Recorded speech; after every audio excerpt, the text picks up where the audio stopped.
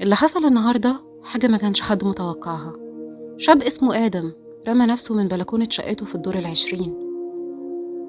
آدم كان شاب طموح، بيحب الحياة، متجوز من بنت اسمها سارة من 2 سنين ولسه ما عندهمش أولاد.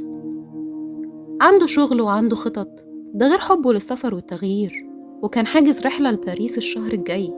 مين بس اللي بينتحر وهو لسه عايز يعيش؟ محدش كان فاهم أي حاجة. الشرطة وصلت وكانت سارة منهارة، مش مصدقة إزاي آدم ما بقاش موجود. والمحقق كمال بدأ يفتش كل حاجة.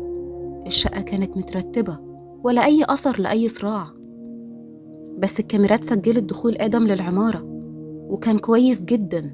طيب ليه ينتحر؟ المحقق سأل سارة عن مكان وجودها وقت انتحار آدم.